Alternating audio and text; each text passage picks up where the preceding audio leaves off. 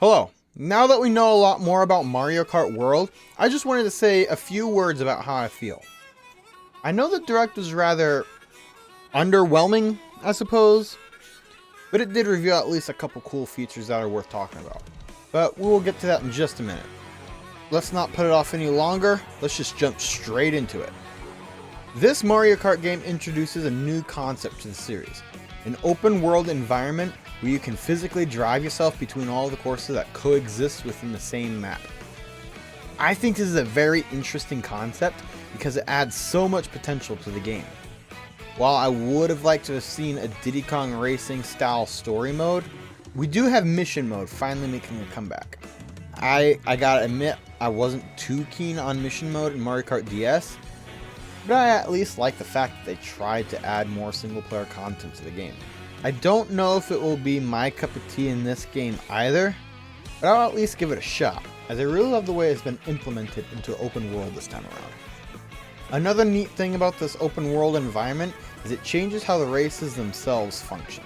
Mainly in Grand Prix mode, where instead of the standard 3-lap races we're all used to, we now travel from one course to the next within the open world.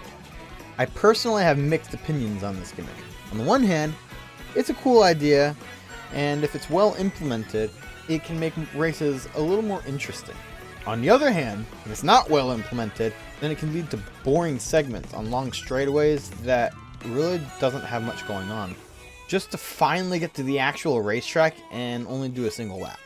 I do hope there's an option to do Grand Prix the classic way, as we're all used to, but at the very least we have confirmation that we can do versus mode with the standard 3-lap format.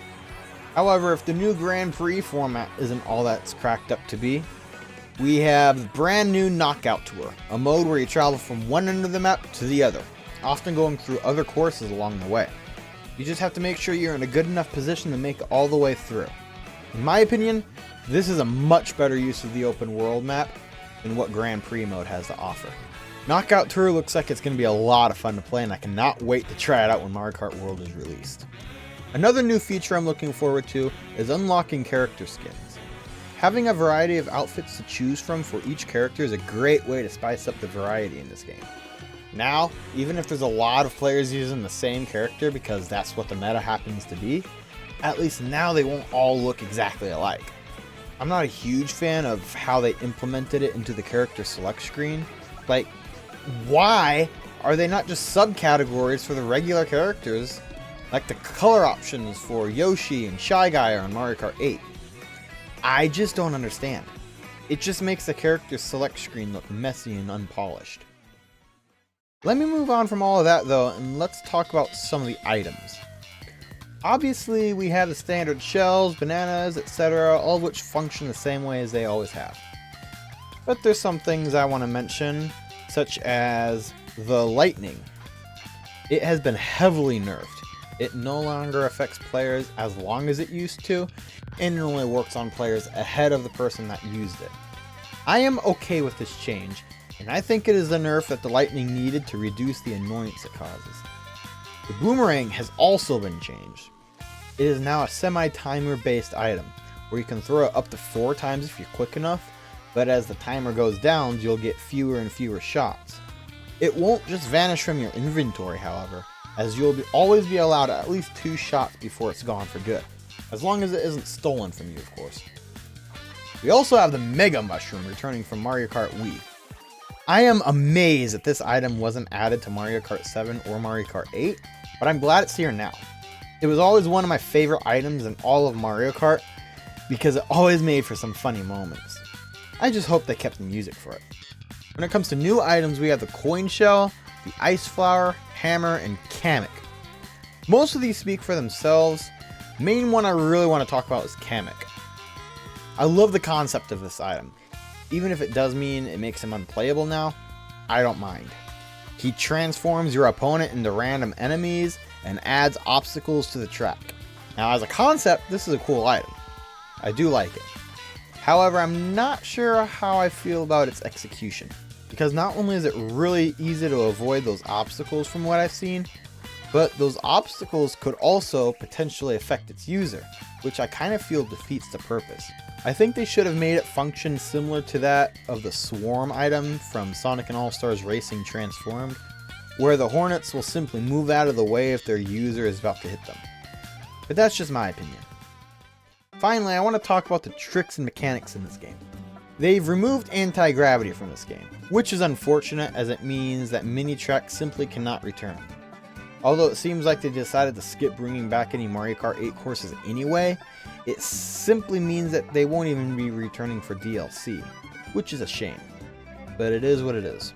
Anyway, let me start off with a charge jump. This is sort of like a drift, but only when you're going in a straight line. You can then release it and jump on rails, you can jump on walls and take incredible shortcuts and find hidden routes this way. I think this is just the thing that was needed to hype up those long, boring straightaway sections between race courses. At least now, you don't have to worry about not having anything to do there. Using this mechanic, as I said, you can jump on walls and drive on them for a little bit of time, which opens up even more shortcut opportunities. They've also added a rewind feature, which allows you to travel back in time to the first Thanksgiving to get turkeys off the menu, which allows you to travel back in time and retry a shortcut you were attempting to do. I'm pretty sure this isn't going to be a thing that's available in Grand Prix or online mode, but even then, I don't really think this is something I see myself utilizing very much, especially once I've already mastered all the courses. But I suppose it's kind of cool. They've also replaced gliders and underwater driving with plane wings and boats. I think we can all agree that the plane wings are far superior to the gliders, simply because they're less distracting and won't take up so much screen space, hindering your ability to see what's going on ahead. Boats, on the other hand, I've seen mixed opinions on. Some like it, some hate it. If I'm being honest, I love this change, even if it means certain tracks simply cannot return because of it. However, they recreated Wario Shipyard, a track which uses underwater mechanics very heavily and made it work with the new boat mechanics in this game. And I love the way it turned out. Of course, I still have yet to actually play it for myself, but from what I've seen, I think it's going to be a lot more fun than the original. Of course, I don't think that every single thing about this game is amazing. I do have some criticism for it. Of course, I've already mentioned how messed up the character select screen is, but another thing is kart customization. Now, this isn't to say that I don't like the vehicles being preloaded now instead of being able to choose your parts individually. I actually think that's a good change. I like having the ability to just choose from preloaded kart combos. I just wish that we could at least change the aesthetics of them. Like change the colors or change like whether or not it has a spoiler on it or something. As of right now, that just doesn't appear to be the case, but I hope it's eventually added. There's also the issue with the point distribution system. Why? Just why are there multiple positions getting the same amount of points? In no universe should it ever be acceptable for 10th place to only get 3 more points than 20th place. This probably won't be as much of an issue in offline Grand Prix, but when playing online with friends, assuming it works the same way as it does in Mario Kart 8 Deluxe, I foresee a lot of ties that just shouldn't be happening. It doesn't make any sense. Another gripe I have with the game is battle mode. I've never really enjoyed battle mode anyways, but in Mario Kart 8 Deluxe, at least they tried something new with it by adding brand new game modes that were totally never seen before. Okay, well, some of them were in Double Dash, but still. It made battle mode much more interesting, but it seems as if Mario Kart World is doing away with all of that and going back to just balloon battle and coin runners, neither of which interest me. On the bright side, it seems as though balloon battle is going back to being an elimination style mode instead of respawning you with a fresh batch of balloons. I personally prefer the other version, however, I understand why people generally prefer elimination mode. With balloon battle, I definitely think that should be an elimination mode. I would just like to be able to keep the timed KO Fest version, where you get as many hits as you can before time runs out. Kind of like how balloon battle is now, but I would like to have it without the balloons. But it looks like battle mode isn't really going to do much this time around. Oh well, it is what it is. There are still a few features I'm hoping are present in Mario Kart World that still have yet to be confirmed.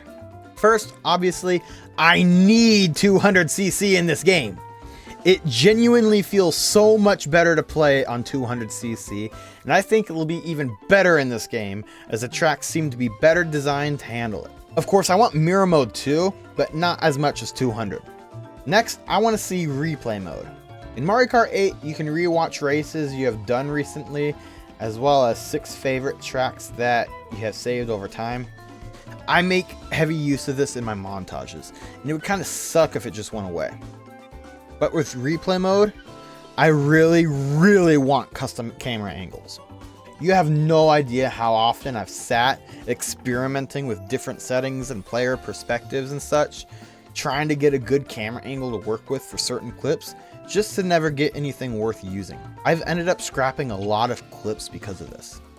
Hopefully, Mario Kart World gives us more control over where the camera will go in replay mode, if it ends up being added. The last thing I really hope that Nintendo adds to Mario Kart World is a Mario Kart Battle Royale. I'm just kidding, I don't actually want that. In all seriousness, that just about wraps up my thoughts on Mario Kart World. I am very much looking forward to playing this game for the first time on June 5th, and while the game may not be perfect, and the recent Direct was subpar to say the least, it genuinely looks like it's going to be the best Mario Kart game of all time. I know the $80 price tag may seem like a lot, and I totally understand why many people feel that way, but I think in the long run it'll be worth it.